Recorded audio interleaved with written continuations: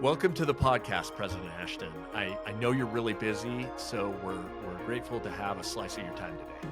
Thank you. I'm grateful to be here. As we get started here, tell us, our listeners, a little bit about BYU Pathway Worldwide's global reach. So we have 75,000 students in more than 180 countries. In the United States, we've got about 24,000 students.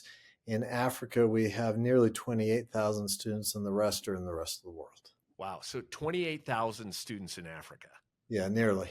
Is this like the entire continent, or do you have areas where you're more focused? Yeah, so there's over 50 countries in Africa, and we're in about 30 of them.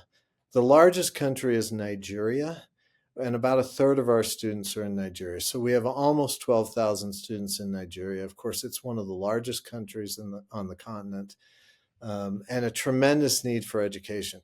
It's interesting, in Africa, there's only seats in universities for about 9% of the college-age youth. And between now and 2050, the population is expected to double. And there just isn't the ability to build new universities. So there's a real need there. Yeah, clearly. And I mean, 9% of the population is, Right. with it doubling, there's going to be huge opportunity moving forward. I'm assuming you've learned a lot of lessons based on trying to educate individuals in Africa versus the United States. Tell us a little bit about what you've learned.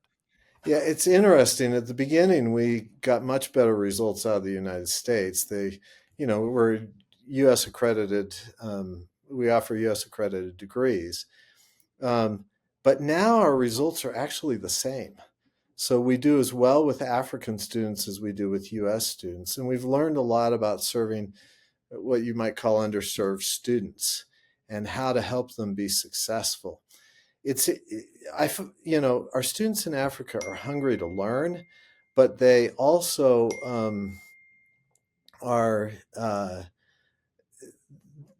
they're also just hungry. 74% of our students only in Africa only get one meal a day. And so if you can make it work with them, you can make it work with anyone. And we've found some things that, we think are really helpful. Let me give you some examples. So first of all, Okay. we start with what we call Pathway Connect. It's a foundational program. It gives them confidence, teaches them how to do well in school. So we think about life skills, professional skills, university skills. And, we believe that everyone's a child of God and you've got divine potential, and we teach them that. And that changes their view of things. And so we really think that's a game changer. We're online, and there's a gathering component to that. So every week they get with other students, and they become friends, and they have support. They have mentors. They have instructors who are going to help them.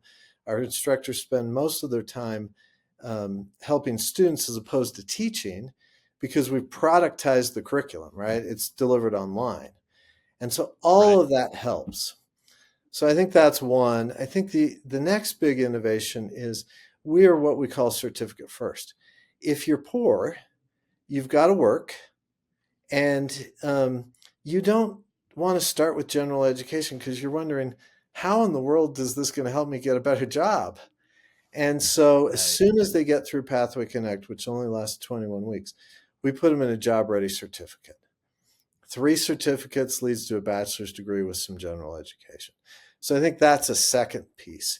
And we keep the workload to a level where they can continue to work so that they can feed themselves their one meal a day. And that makes a big difference. Then the other thing that we've done is we've developed a 3-year bachelor's degree, and it's accredited by Northwest. And we've just gotten rid of the elective credit. And so these students come and they say, hey, I can stay in for 3 years. I'll be able to work. I can get a scholarship. But I only have to go for 3 years. And then we help them get jobs, so they improve their employment about 2 to 3 times during their degree program. And so that's really how we make this work. So, Brian, we talk a lot about, at the President's Forum, about value in higher education. And, Yeah. it sounds like uh, number one, a 3-year program means that you're getting through it more quickly for a bachelor's degree. And you cut But off number two, 25% of the you're breaking cost. right. You cut off cost and time to a Yeah. degree.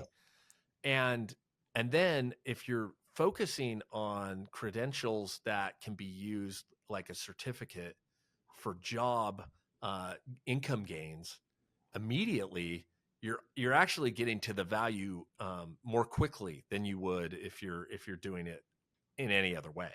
Yeah. In traditional higher education, if you don't use a certificate first model, you know, you can do a lot and there's advantages to it. But most of the value is created at the end. And if you drop out in the middle, you're a college dropout. In a certificate Right. first model, if you drop out in the middle, you're a certificate earner and you have skills That to makes go get a sense. job. Yeah, that makes sense. Tell us I mean, you're dealing with a population that gets one meal a day, or Yeah. a majority of the learners are getting a meal a day. Yeah. That tells me a lot about their circumstances. How can they afford a degree? How can they afford education when they can't afford to have 2 meals a day? Yeah. So we're the online education arm of the Church of Jesus Christ of Latter-day Saints. And we have several campuses that are more traditional in how they, deliver education. Our belief is that we should take online and lower cost. So we provide a bachelor's degree in the United States before scholarships. All 3 years, total cost is $6,200, and Wow. we can be sustainable at that rate. The Then internationally, the church helps fund that, and so we're able to just take a comparison of GDP in a given country compared to the United States and reduce tuition to that level. So in a lot of Africa, you can get a full degree for less than $300. And so we just bring the cost So, way down. and that's subsidized by the church. That is subsidized Is by that the right? church, but um, but we work really, really hard to keep our costs low. And so I'll give you an example of how we do that. We use Okay. some of our instructors we hire out of the Philippines. They speak great English. They're incredibly well educated, and they're just as capable. In fact, sometimes we get better results out of our instructors out of the Philippines. We hire graders out of the Philippines. So that's one Okay. way we can keep our costs low. Um, we have these gatherings every week, either online or in person. We can use church buildings for those. We don't have to have a campus. That's a big advantage. We can also use volunteers. We call them missionaries, but Hmm. they're really just volunteers who go and support the students. I'm a first generation university student.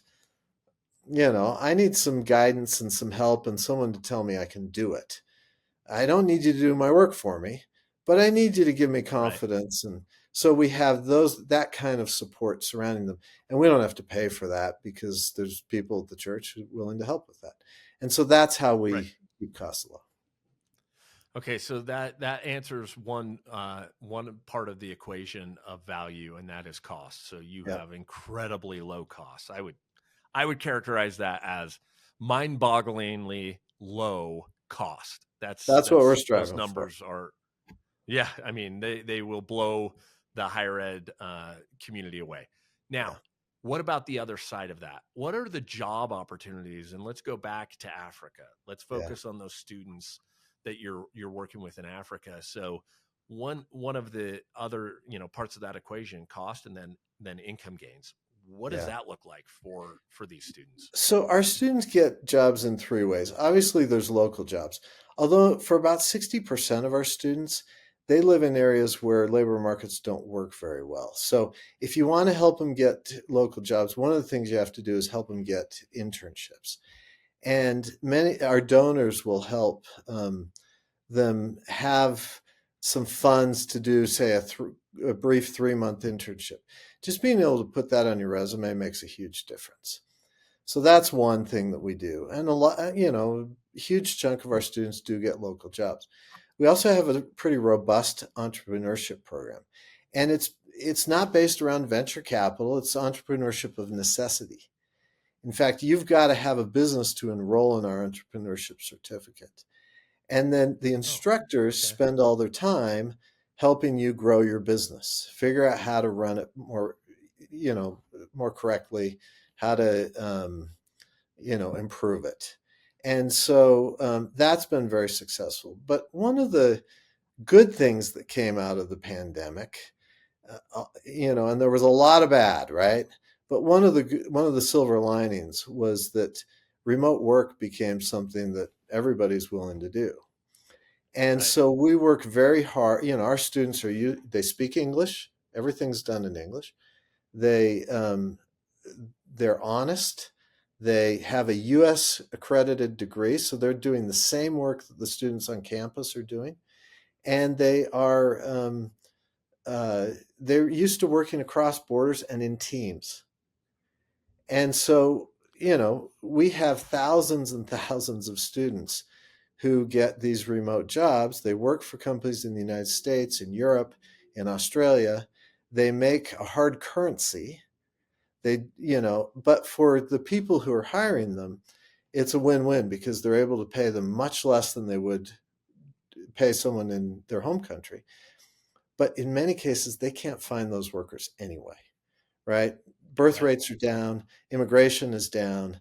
And so this gives them access to a highly educated, English speaking, highly motivated workforce. And they're grateful for that. And so we have just seen that grow over time. I mean, this year we're probably 3 times the number of remote jobs that we were last year. Those are incredible outcomes. That's just as you mentioned, a win-win for everybody. So Yeah.